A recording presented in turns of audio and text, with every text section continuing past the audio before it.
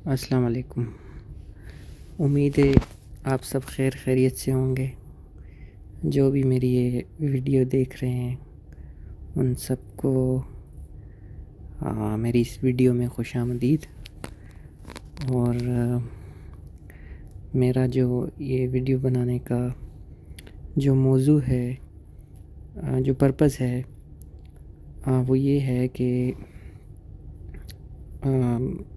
American heart association का जो NCLEX है, जब हम वो अटेम्प्ट करते हैं तो उसमें जो रिदम्स हैं वो कौन कौन सी रिदम्स AHA की बुक में हैं और कौन कौन सी रिदम्स जो हैं वो एग्ज़ाम में आती हैं। ये ना सिर्फ ACLS के लिए इम्पोर्टेंट है, ACLS को पास करने के लिए, बल्कि ये आपके एनक्लेक्स के लिए भी इम्पोर्टेंट हैं। और इसके अलावा जो है ये रिदम्स आपके वैसे भी अगर आप किसी क्रिटिकल एरिया में या नॉन क्रिटिकल एरिया में किसी भी बेड साइड पे आप काम कर रहे हैं तो ये रिदम्स जो हैं ये आपको आनी चाहिए। ठीक है, चलें जी स्टार्ट करते हैं वक्त ज़ाया किए बगैर। हम स्टार्ट करते हैं एट्रियल फिब्रिलेशन से। ठीक है, एट्रियल फिब्रिलेशन के अंदर आपने सिर्फ दो चीज़ें जो हैं वो नोटिस करनी है। ये दो चीज़ें मेरी याद रखें। नंबर 1, एक सेकंड में इसका ये अपना पेन चेंज कर लूँ, ये काफ़ी मोटा लिख रहा है। चलें जी, अच्छा, दो चीज़ें आपने याद रखनी है। नंबर 1, पहली चीज़ है आपकी अनआइडेंटिफाइबल पी वेव। अनआइडेंटिफाइबल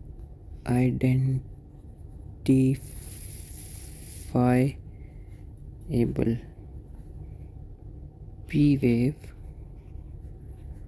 एक ये चीज़ होनी चाहिए, और दूसरी इरेगुलर रिदम। ठीक है,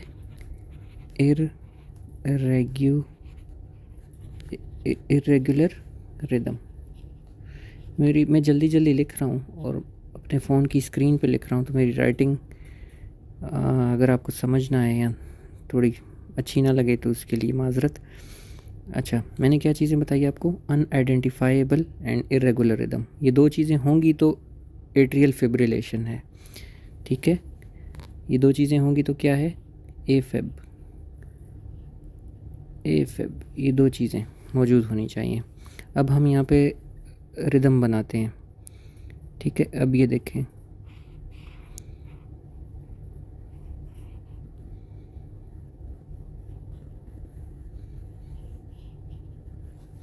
ये देखें, इसमें ये छोटी छोटी बहुत सारी पी वेव्स बन रही हैं ना, ये। ठीक है, मतलब आप आइडेंटिफाई नहीं कर पा रहे। ठीक है, आप आइडेंटिफाई नहीं कर पा रहे, कुछ इस तरह का पैटर्न बन रहा है बिटवीन द QRS। ठीक है, एक चीज़ तो ये हो गई, और दूसरी चीज़ आप देखें RR वेव्स को। ठीक है, कहीं पे गैप ज़्यादा है, कहीं कम है, तो इसका मतलब है कि रिदम भी इरेगुलर हो गई। ठीक है, पी वेव भी अनआइडेंटिफाइबल है और रिदम भी इरेगुलर है, तो ये हमारा क्या हो गया? Atrial fibrillation. ठीक है, रेगुलर रिदम और इरेगुलर रिदम में डिफरेंस तो आपको मालूम होगा कि अगर RR वेव्स के बीच में थ्रू आउट सेम गैप हो तो उसको रेगुलर रिदम कहते हैं। अगर वो गैप कहीं ज़्यादा है कहीं कम है तो उसको इरेगुलर रिदम कहते हैं। ठीक है, तो ये एफेब आपको समझ में आ गया। Unidentifiable P wave with irregular rhythm, if those two things are together we will call it atrial fibrillation. ठीक है, चलें जी, अब हम बढ़ते हैं एट्रियल फ्लटर की तरफ। ठीक है, ए फ्लटर, आई एम सॉरी, कुछ ज़्यादा ही अजीब बन गया ये, FLUTTER। ये फ़ोन की स्क्रीन पे थोड़ा सा टाइप करना मुश्किल होता है। अच्छा, एट्रियल फ्लटर जो है, एट्रियल फ्लटर में ना एक चीज़ आप याद रखें, saw tooth pattern. Saw tooth pattern, ठीक है, हो गया। अगर सॉ टूथ पैटर्न है तो उसको हम एट्रियल फ्लटर कहेंगे। अब ये सॉ टूथ पैटर्न कैसा होगा मैं आपको दिखाता हूँ। ये saw tooth pattern between QRS होगा। ये देखो, ये आप देख सकते हैं, ठीक है।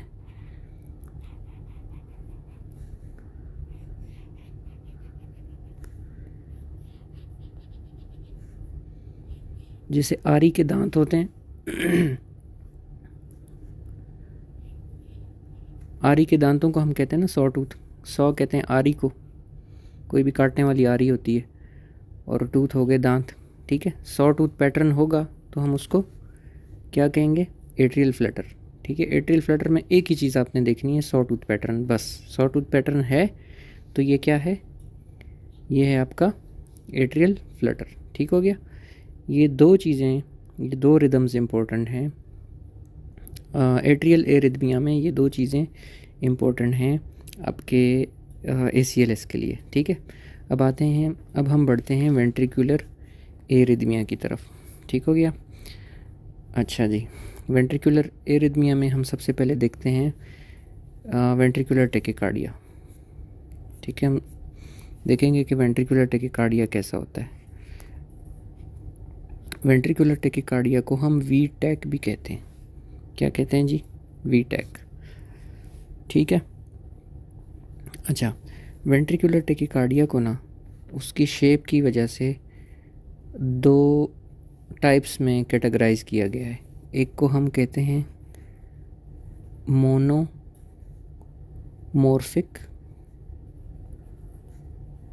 और दूसरे को हम कहते हैं पॉलीमॉर्फिक, पॉलीमॉर्फिक, ठीक है। अच्छा जी, अब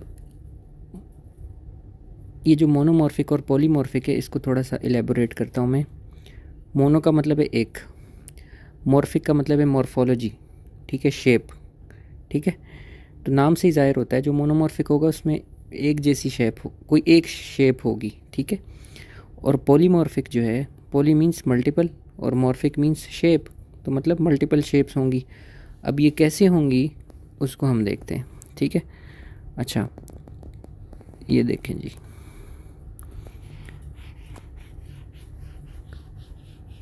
ये देखें, ये आपका है ventricular tachycardia monomorphic, throughout same pattern बन रहा है ना। देखो ये QRS कितना ब्रॉड है, QRS ब्रॉड है ना इसमें, और सेम पैटर्न है, ठीक है, थ्रू आउट सेम है, तो इसलिए हम इसको मोनोमॉर्फिक कहते हैं। अब पॉलीमॉर्फिक को हम यहाँ पे ड्रॉ करेंगे। पॉलीमॉर्फिक कैसा होता है जनाब, पॉलीमॉर्फिक कुछ इस तरह का होगा, एक सेकंड, इसको यहाँ पे स्क्रीन पे थोड़ा सा टाइप करना मुश्किल होता है।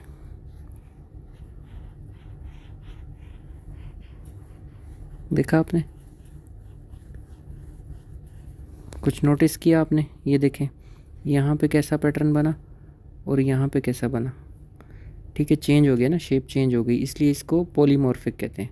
पॉलीमॉर्फिक वेंट्रिकुलर टेकिकार्डिया, हमने क्या डिस्कस किया, वेंट्रिकुलर टेकिकार्डिया दो टाइप्स का होता है, मोनोमॉर्फिक और पॉलीमॉर्फिक, ठीक है। मोनोमॉर्फिक ये वाला है, ये वाला, और पॉलीमॉर्फिक ये वाला है, ठीक हो गया। एक जैसी ही अगर शेप है थ्रू आउट तो हम उसको मोनोमॉर्फिक कहेंगे, मल्टीपल है तो हम उसको पॉलीमॉर्फिक कहेंगे, ठीक है। अब आगे बढ़ते हैं हम, अब हम आते हैं VFib की तरफ, वेंट्रिकुलर फिब्रिलेशन, जिसको हम VFib भी कहते हैं, वेंट्रिकुलर फिब्रिलेशन। ऊपर हमने थोड़ी देर पहले एट्रियल फिब्रिलेशन डिस्कस किया था, अब वेंट्रिकुलर फिब्रिलेशन डिस्कस करेंगे। वेंट्रिकुलर फिब्रिलेशन जो है इसमें एक बिज़ार सा पैटर्न होगा, ठीक है, अजीब सा पैटर्न होगा। वो कैसा होगा, जैसे पहाड़ बनते ना, देखें, ठीक है, इस टाइप का कुछ पैटर्न होगा, इसको हम वेंट्रिकुलर फिब्रिलेशन कहते हैं। वेंट्रिकुलर फिब्रिलेशन या इस तरह का हो सकता है या फिर इस तरह का हो सकता है, ठीक है, सही, ये दोनों वेंट्रिकुलर फिब्रिलेशन है। इसको हम, जो नीचे मैंने ड्रॉ किया, इसको हम क्वार्स VFib, ये जो ऊपर वाला है ये वाला, इसको हम क्वार्स VFib कहते हैं, इसको फाइन VFib कहते हैं। बहरहाल क्वार्स और फाइन जो है ये याद रखना ज़रूरी नहीं है ACLS के लिए, ठीक है, बस आपने VFib याद रखना है। ये वाली रिदम आए या ये वाली आए तो दोनों को आप क्या कहेंगे, वेंट्रिकुलर फिब्रिलेशन। ठीक है, समझ गए? चलें जी, अब हम बढ़ते हैं आगे। अब आ जाते हैं एसवीटी पे। ठीक है, SVT stands for supra ventricular tachycardia, यानी कि वो वेंट्रिकुलर टेकिकार्डिया जो वेंट्रिकुलर से ऊपर है। ठीक है, सही है। सुप्रा वेंट्रिकुलर टेकिकार्डिया की रिदम कैसी होगी ये आपने याद रखना है। सही है। इसकी पैथोलॉजी में अगर यहाँ एक्सप्लेन करने बैठूँ तो टाइम लग जाएगा। ठीक है, और वो ज़रूरी नहीं आपके ACLS के लिए। ठीक हो गया। अच्छा, SVT कैसा होता है? SVT जो है, SVT में आपने एक चीज़ याद रखनी है, P and T merge together, merge in each other। ठीक है, अगर P और T जो हैं ये एक दूसरे में मर्ज हो रही हों तो उसको हम क्या कहते हैं? SVT। अब वो पैटर्न कैसा होगा?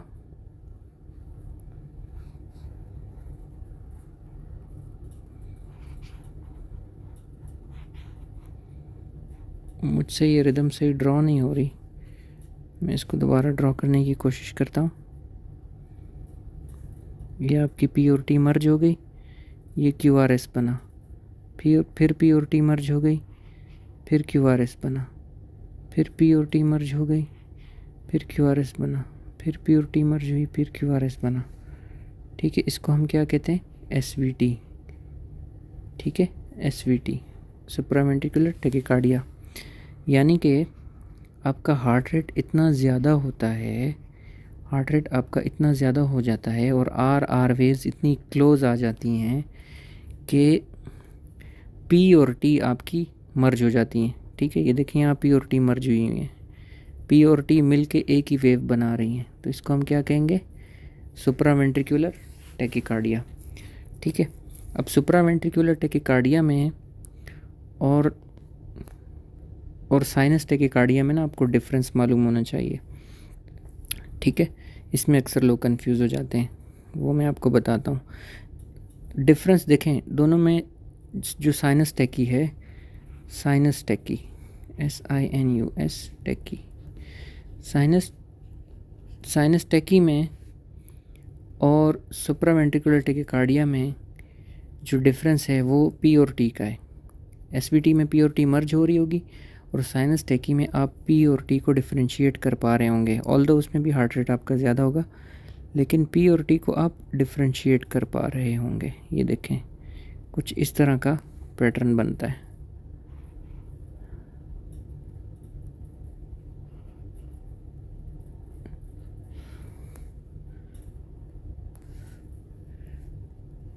ठीक है, समझ आया आपको?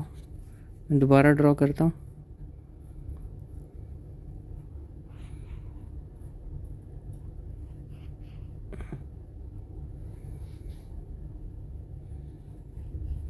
ठीक है, ये देखें, ये P है, ये T है, ये P है, ये T है, फिर आगे QRS है, QRS। ठीक है, समझ गए?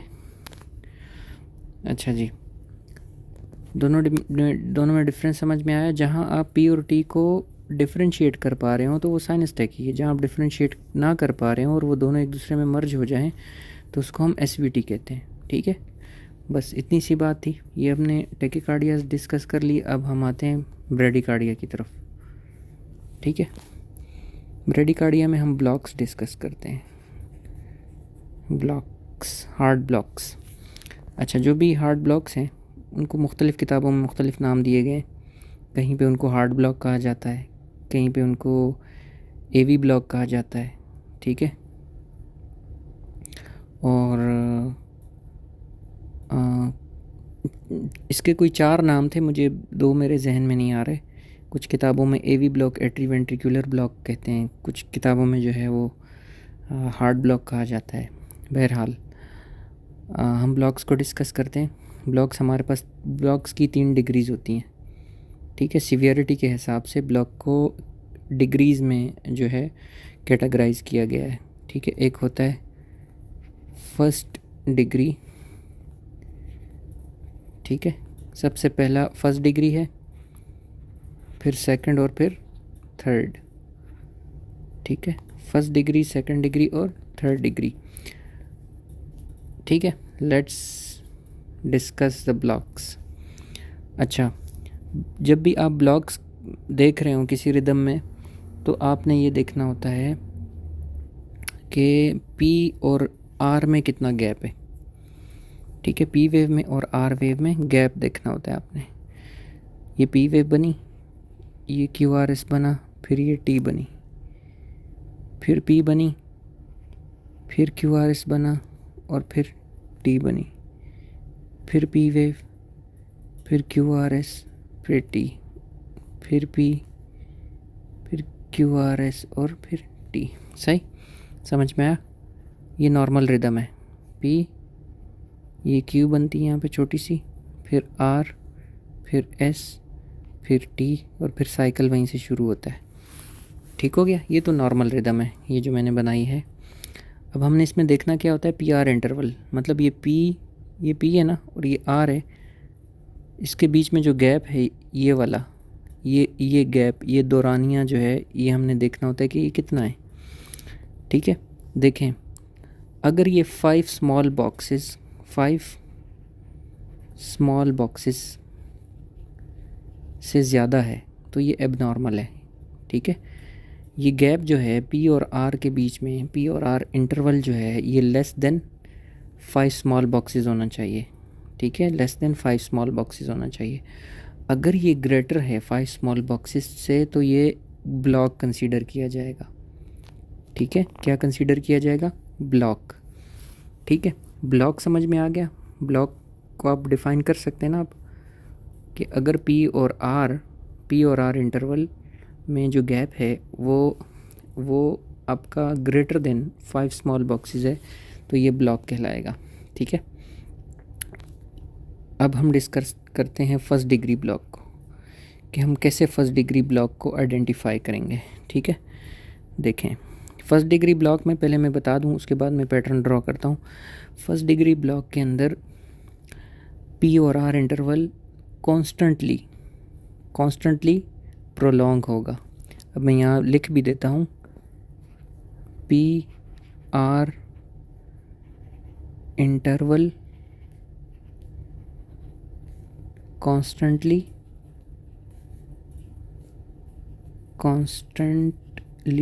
प्रोलॉन्ग्ड,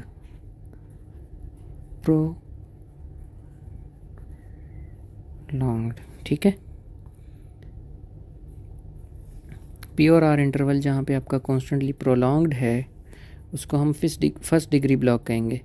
लेकिन कोई क्यू आर एस मिस नहीं होगा, हर पी के बाद क्यू आर एस बनेगा, ये चीज़ भी याद रखनी है आपने। ठीक है, फर्स्ट डिग्री ब्लॉक में सिर्फ P R interval 5 small boxes से कॉन्स्टेंटली प्रोलॉन्ग होगा, कोई क्यू आर एस मिस नहीं होगा। अब मैं पैटर्न यहाँ पे ड्रॉ करता हूँ फर्स्ट डिग्री का। ये पी बनी, ठीक है, ये बीच में गैप आया बड़ा सा, ये मोर देन, सपोज़ कीजिए कि ये मोर देन 5 स्मॉल बॉक्सेस है। ठीक है, ये क्यू आर एस बना, ये टी बनी, फिर ये पी बनी, फिर ये पी आर इंटरवल बना, फिर क्यू आर एस, टी बनी, फिर पी वेव, फिर पी आर इंटरवल, फिर क्यू आर एस, फिर टी, फिर पी, फिर पी आर इंटरवल, फिर क्यू आर एस और फिर टी। समझ गए आप? अब ये देखें, यहाँ जो ये पी आर इंटरवल है, ये जो दौरानियाँ है पी आर के दरमियान, ये कॉन्स्टेंटली थ्रू आउट आपका प्रोलॉन्ग्ड है और कोई चेंजिंग नहीं है इस ईसीजी में। ठीक है, रिदम भी साइनस है, बाकी सब चीज़ें ठीक हैं, क्यू आर एस भी सही बना, टी वेव भी बन रही है, ठीक है, नॉर्मल बन रही है। जो इशू आ रहा है वो पी आर इंटरवल में आ रहा है। ठीक है, यानी कि आपका P R interval constantly prolong है, ग्रेटर देन 5 स्मॉल बॉक्सेस है, तो इसको हम क्या कहेंगे? First degree block. ठीक हो गया? अच्छा जी, अब आते हैं हम सेकंड डिग्री ब्लॉक पे। सेकंड डिग्री ब्लॉक, अच्छा, जो सेकंड डिग्री ब्लॉक है ना, सेकंड डिग्री ब्लॉक को हम दो उसमें डिवाइड करते हैं, दो टाइप्स में हम डिवाइड करते हैं, ठीक है। एक जो टाइप है वो है मोबिट्स 1, ठीक है। जो दूसरी टाइप है हम उसको मोबिट्स 2 कहते हैं, ठीक है। समझ गए।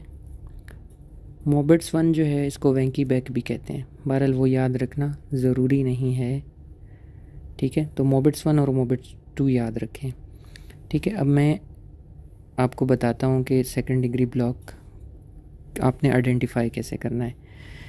अच्छा, सबसे पहले मैं डिफ़ाइन करता हूँ सेकंड डिग्री ब्लॉक को, उसके बाद जो है मैं मोबिट्स 1 और मोबिट्स 2 की तरफ जाऊँगा, ठीक हो गया।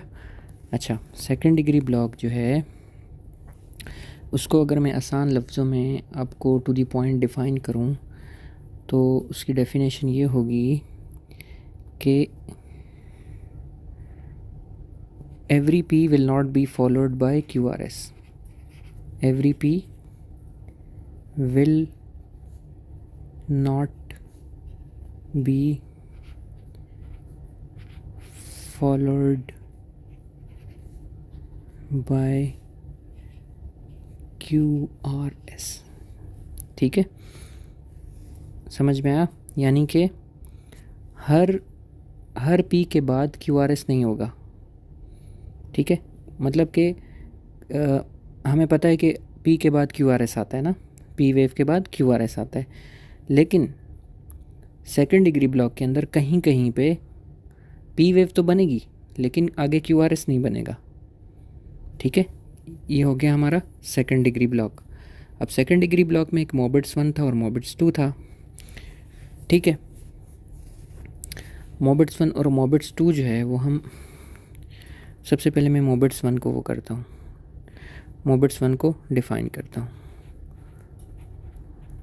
मोबिट्स 1, ठीक है। मोबिट्स 1 को मैं डिफ़ाइन करता हूँ। मोबिट्स 1 क्या होता है? मोबिट्स 1 PR interval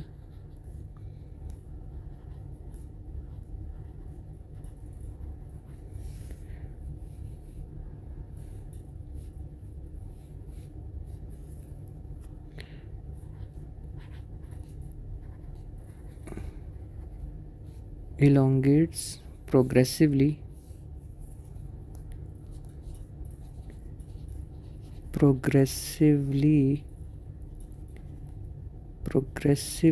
until a QRS is missed, until QRS is missed। समझ आई बात आपको? ये मोबिट्स 1 को आइडेंटिफाई करने का तरीका है। PR इंटरवल जो है ये इलोंगेट हो रहा होता है, ठीक है, बढ़ रहा होता है प्रोग्रेसिवली, ठीक है, प्रोग्रेसिवली बढ़ रहा होता है until a QRS is missed, जब तक एक QRS मिस ना हो जाए तब तक ये क्या होता है, बढ़ता रहता है, ठीक है। अब हम यहाँ पे मोबिट्स 1 का पैटर्न बनाते हैं। देखें जी, ये P वेव बनी, ये ये PR इंटरवल बना, फिर ये QRS बना, ये T वेव बनी, ठीक है। ये P वेव बनी, ये PR इंटरवल बढ़ गया, फिर QRS बना, फिर P वेव बनी, सॉरी ये T वेव है, फिर P वेव बनी, फिर जो PR इंटरवल था वो पहले से मज़ीद बढ़ गया, फिर QRS बना, फिर T वेव बनी, फिर P वेव बनी। अब QRS बने ही नहीं जनाब, ठीक है, QRS नहीं बना और दोबारा से P वेव बन गई और साइकिल वहीं से शुरू हो गया, ठीक है, यहाँ से, ठीक है। ये देखें, ये है P वेव, ये है R वेव और ये बीच का है QRS अपना PR इंटरवल, ये वाला, ठीक है, PR इंटरवल। अब मैंने मोबिट्स 1 की डेफिनेशन क्या बताई थी कि PR इंटरवल प्रोग्रेसिवली इलोंगेट्स, यहाँ पर हम कह सकते हैं आसान अल्फाज में कि P R interval progressively increases until a Q R S is missed. ठीक है, देखें पी आर इंटरवल यहाँ पे इतना था, यहाँ पे बढ़ गया, यहाँ मज़ीद बढ़ गया और यहाँ मिस हो गया, यहाँ क्यू आर एस मिस हो गया और साइकिल फिर वहीं से स्टार्ट हो गया। सही, यहाँ से ये देखें पी वेव बनी और साइकिल वहीं से शुरू होगा। समझ गए आप? P R interval progressively increase होता है जब तक क्यू आर एस मिस ना हो जाए। मोबिट्स 1 समझ में आया। अब चलते हैं मोबिट्स 2 की तरफ। मेरी राइटिंग जो है माशाल्लाह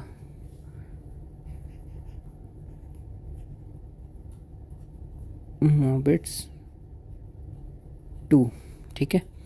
अच्छा जी, मोबिट्स 2 में क्या होता है? मोबिट्स 2 में सेकंड डिग्री ब्लॉक की डेफिनेशन तो आपको याद है ना कि क्यू आर एस मिस होता है। ठीक है, क्यू आर एस मिस होता ही होता है। लेकिन अब हम बात करें मोबिट्स 2 की। मोबिट्स 1 तो समझ में आ गया। अब मोबिट्स 2 जो है उसमें क्या होगा? P R interval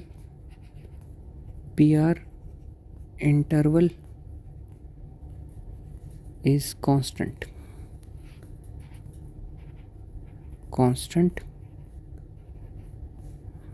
but Q R S missed. ठीक है, पी आर इंटरवल तो कांस्टेंट होगा, ठीक है, लेकिन क्यू आर एस मिस होगा। पैटर्न अब मैं बनाता हूँ, ये देखें जी, पी वेव बनी, क्यू आर एस टी बना, फिर पी वेव बनी, पी आर इंटरवल उतना ही रहेगा, फिर क्यू आर एस टी बना, फिर पी वेव बनी, फिर क्यू आर एस टी बना, फिर पी वेव बनी, फिर क्यू आर एस टी बना। ठीक हो गया? ठीक है, ये पी वेव है, ये आर वेव है। ठीक है, देखें यहाँ पे ये पी आर इंटरवल जो है ये थ्रू आउट क्या है? P R interval through out क्या है? कांस्टेंट है, यानी कि फिक्स है, एक ही जैसा है। बट लेकिन Q R S is missed, लेकिन क्यू आर एस मिस हो रहा है, तो इसको हम क्या कहेंगे? मोबिट्स 2। ठीक है, मोबिट्स 1 और मोबिट्स 2 समझ में उम्मीद है कि आपको आ गया होगा। अगर समझ ना आए तो पूछ लीजिएगा। अब बढ़ते हैं हम थर्ड डिग्री ब्लॉक की तरफ। थर्ड डिग्री ब्लॉक को हम कंप्लीट हार्ड ब्लॉक भी कहते हैं। ठीक है, थर्ड डिग्री ब्लॉक को और क्या कहते हैं भाई? Complete hard block. Third degree और कंप्लीट। ठीक है, अब इसको हम कंप्लीट हार्ड ब्लॉक क्यों कहते हैं? वो इसीलिए कहते हैं कि एट्रिया और वेंट्रिकल के बीच में जो इलेक्ट्रिकल कनेक्शन है वो ख़त्म हो जाता है। हमें पता है कि एट्रिया और वेंट्रिकल के बीच में जो इलेक्ट्रिकल विंडो है, जो इलेक्ट्रिकल कनेक्शन है वो एवी नोड है। मतलब एट्रिया से वेंट्रिकल में जो करंट आता है, जो इलेक्ट्रिसिटी आती है, अगर आपने बेसिक इलेक्ट्रोफिजियोलॉजी पढ़ी हो तो आपको मालूम होगा कि एट्रिया से वेंट्रिकल में जो इलेक्ट्रिसिटी आती है, जो करंट आता है, वो एवी नोड के थ्रू आता है। ठीक है, अगर आपका एवी नोड ही ब्लॉक हो चुका है, ख़त्म हो चुका है कोई इन्फेक्शन की वजह से या किसी भी रीज़न की वजह से, तो हम उसको थर्ड डिग्री ब्लॉक या कंप्लीट हार्ड ब्लॉक कहते हैं। ठीक है, सही। तो अब इसमें क्या होगा कि ऊपर जो ऐसे नोड है उसने फायर किया और करंट ने एट्रिया में ट्रेवल किया। ठीक है, तो पी वेव बन गई। ठीक है, लेकिन वो करंट नीचे नहीं आएगा। तो अब क्या होगा?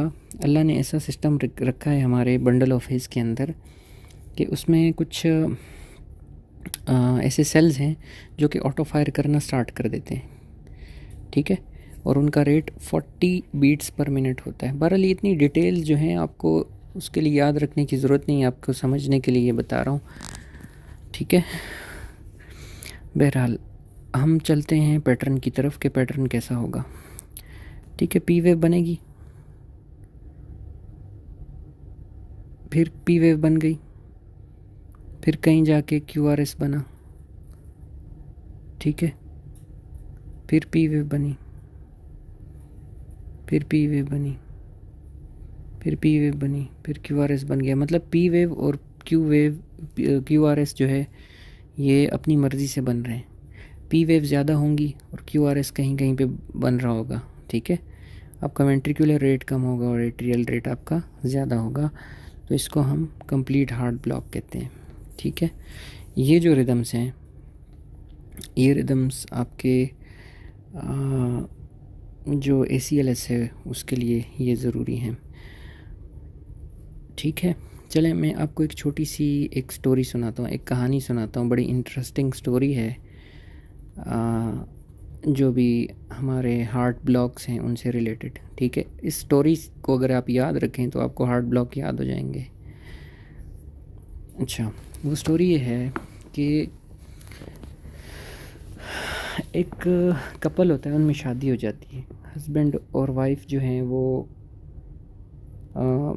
अच्छे से ज़िंदगी गुजार रहे होते हैं। फिर अचानक क्या होता है कि जो हस्बैंड होता है उसकी ऑफिस से छुट्टी होती है 5 बजे और उसको 6 बजे घर पहुंच जाना चाहिए, बट वो डेली 8 बजे घर आता है, ठीक है। उसको 5 बजे आ जाना चाहिए लेकिन वो डेली 8 बजे घर आता है।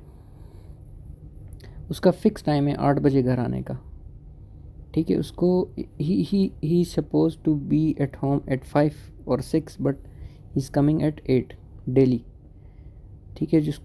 तो इसको आप लिंक कर लें फर्स्ट डिग्री ब्लॉक से, ठीक है। कॉन्स्टेंटली जो ना वो उसका PR इंटरवल ना बढ़ा हुआ है, सही है। अच्छा, अब क्या होता है कि वो बंदा क्या करता है, वो कभी टाइम पे आ जाता है। एक दिन 5 बजे आया, अगले दिन 6 बजे आया, फिर अगले दिन 7 बजे आया, फिर अगले दिन 8 बजे आया और फिर एक रात घर आया ही नहीं। फिर साइकिल वहीं से शुरू हुआ कि 5 बजे आया, फिर अगले दिन 6 बजे, फिर 7 बजे, फिर 8 बजे, फिर नाइट में घर आया ही नहीं। तो इसको हम कहेंगे मोबेट्स वन ब्लॉक, ठीक है। अच्छा, फिर क्या होता है कि फिर उसमें एक और चेंजिंग आती है उस बंदे में कि वो जो है उसकी ऑफिस से घर आने की जो टाइमिंग है वो 6 बजे, मतलब उसको 6 बजे आ जाना चाहिए, लेकिन वो कॉन्स्टेंटली 8 बजे आ रहा है। कॉन्स्टेंटली 8 बजे आ रहा है लेकिन बीच बीच में किसी नाइट में नहीं आता, ठीक है। मतलब एक दिन 8 बजे आया, 8 बजे आया, 8 बजे आया, फिर नाइट में नहीं आया, फिर 8 बजे आया, 8 बजे आया, 8 बजे आया, फिर नाइट में नहीं आया। तो इसको हम मोबेट्स 2 कहते हैं, ठीक है। अच्छा, फिर क्या होता है, उन दोनों में नाराज़गियाँ और गिले शिकवे और ये मामलात इतने ज़्यादा ख़राब हो जाते हैं, रंजिशें इतनी ज़्यादा बढ़ जाती हैं कि वो दोनों की डाइवोर्स हो जाती है, ठीक है। दोनों की क्या हो जाती है भाई, अलहदगी हो जाती है, डाइवोर्स हो जाती है, ठीक है। तो दोनों का कोई कनेक्शन आपस में नहीं रहता। दोनों का जो एट्रिया और वेंट्रिकल का जो इलेक्ट्रिकल कनेक्शन है वो बिल्कुल ख़त्म हो जाता है। तो इसको हम कहते हैं कंप्लीट हार्ट ब्लॉक, ठीक है दोस्तों। उम्मीद है कि आपको समझ आ गई होगी।